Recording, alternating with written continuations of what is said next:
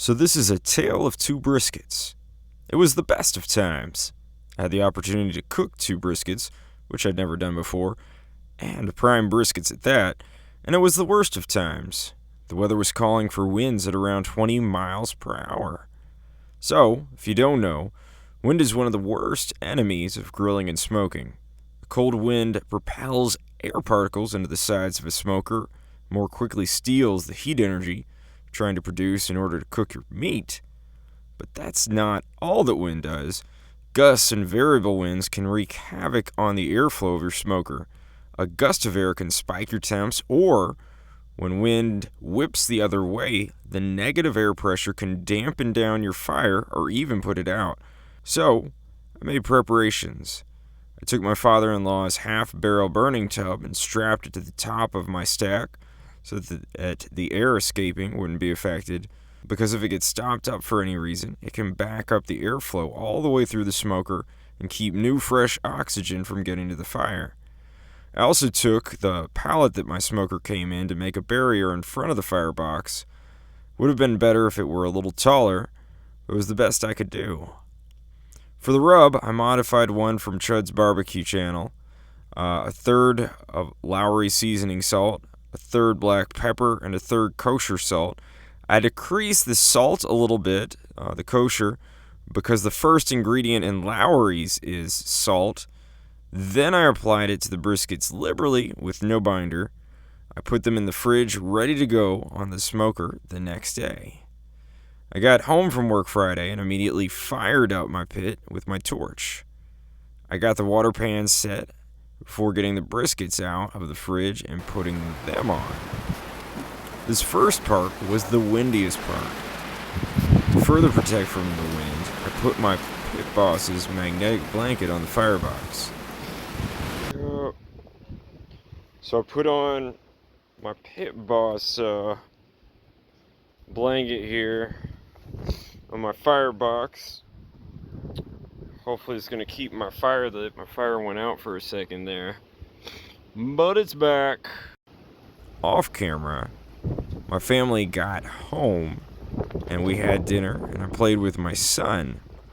But it was during this time that my wind barrier was blown over by the wind for the first time.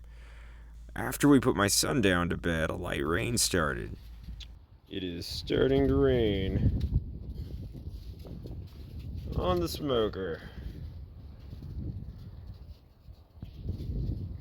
Look at that lovely sizzling sound on the firebox.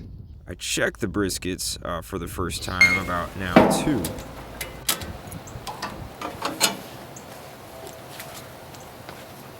Alright, you see I got a little char here. Just spray that down. Then the wind blew down the barrier a second time. Push my barrier over again. After I put it back up, I got to work getting fat ready to make the tallow. Since I don't have a grinder, I cut the fat with kitchen scissors. Then I put it on the smoker next to the firebox. The fat has to melt and the water has to boil off before it will be ready. Alright. Temperature's at 252 right now. You can see the wind has died down with the night. I think we're about 6 hours into this cook. We started at 3:30. It's now 10:30. We see the brisket in there. It's getting that crust on it. It's pushing out some moisture there, so we see that. We've got our beef tallow over here cooking. It's looking good.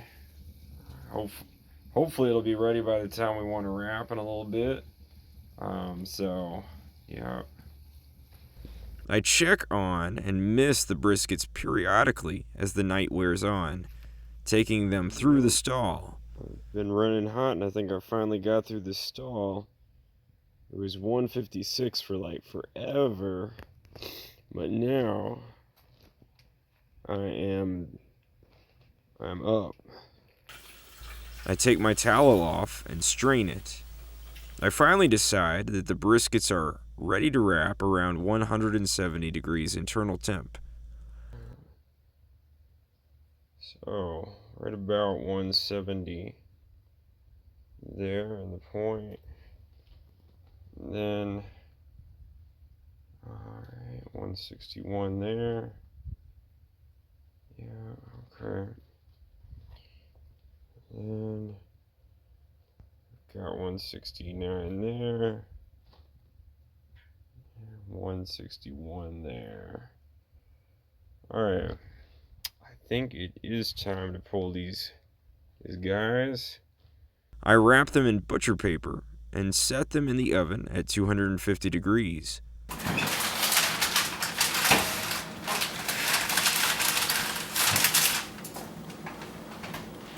Unfortunately, I'll later set off the smoke alarm off camera and we'll have to think about how to get drippings further from the hot bottom of the oven if I use butcher paper in the oven again.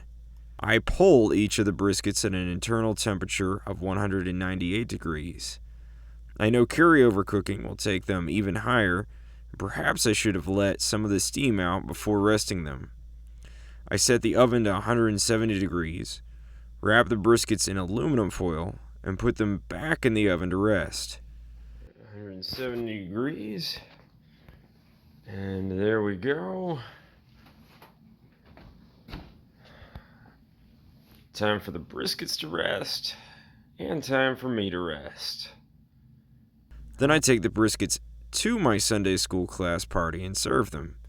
The larger brisket actually falls apart, and I wonder if I need to sharpen my knife.